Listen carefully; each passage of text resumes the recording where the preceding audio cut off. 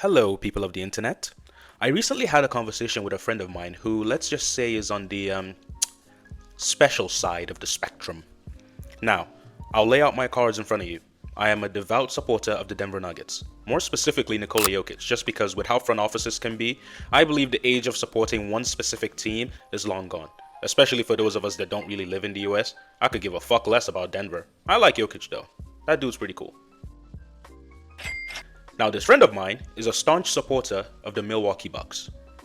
He made a statement so stupid, so astronomically brain dead, it caused this whole YouTube channel to spawn from the ether. If I never make another video again, I at least must make sure I immortalize this. Now, in all fairness to him, this isn't a take that's particularly uncommon. In fact, it's a really common one. So much so that I fully believe he just saw someone else say it and he just thought it sounded good or it made sense, so now he's gonna say it. But I'm gonna let you guys in on a secret. Every single fucking team is designed for their star player to thrive. Just think about this logically for a second.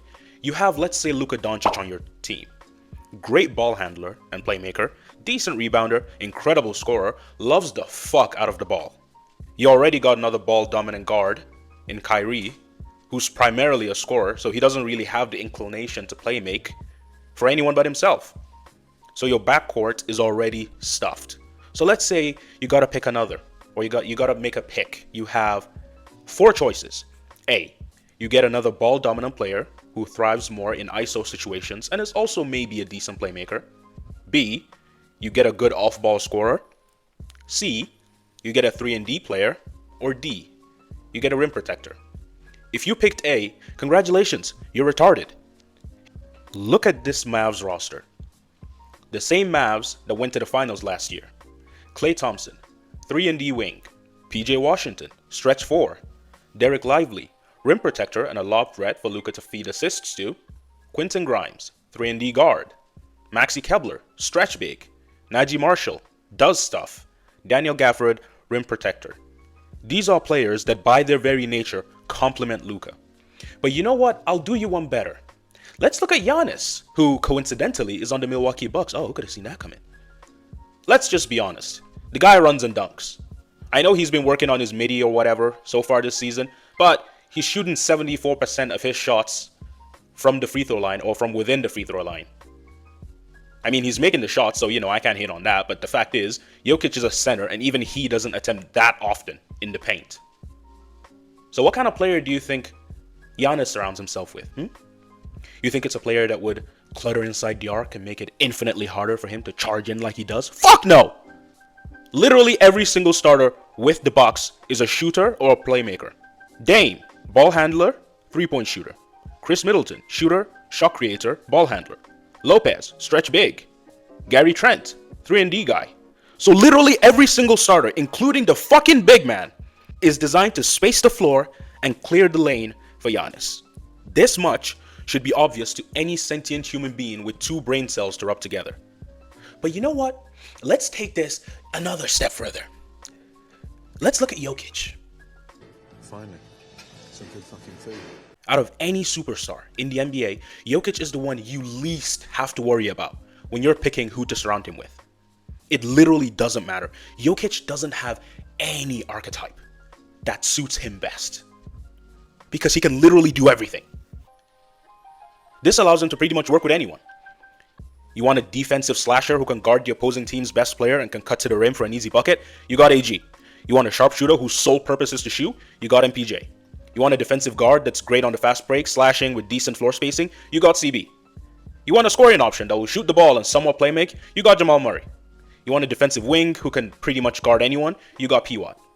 You want an elite playmaker and slasher with abysmal finishing and three-point shooting? You got Brody. Notice how, unlike the other two teams, this one doesn't have a single consistent theme. Every single one of these players is different. They are not even remotely close in what they do. This is because with Jokic, it doesn't matter who's on your team. Do we have to go back and look at who this man was dragging to the playoffs in the early 2020s?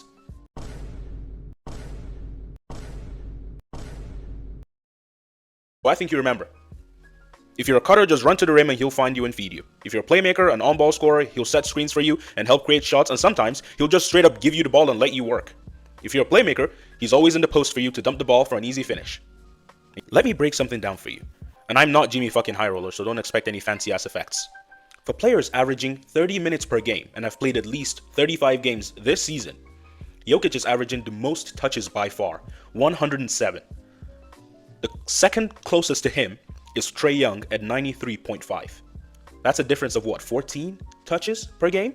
Yet somehow, this absolute mad lad isn't even in the top 20 of time of possession, and isn't even in the top 40 of seconds per touch. For my thicker friends out there, this means he touches the ball the most of anyone in the NBA, yet somehow he spends less time with the ball than any other first option in the entire NBA. Jamal Murray, his second option, not only averages more time with the ball, he also averages more time per touch.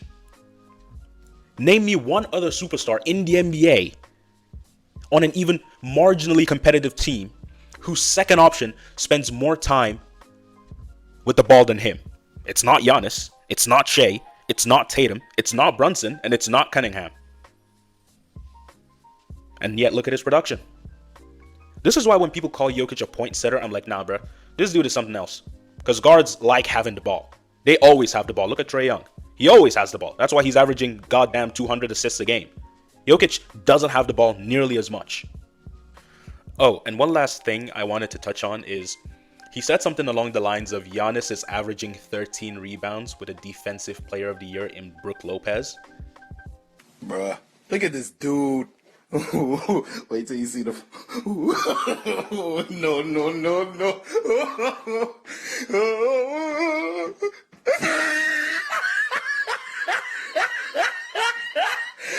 Look at the top of his head. Look at his lips. I think that one speaks for itself. Goodbye, lovely people.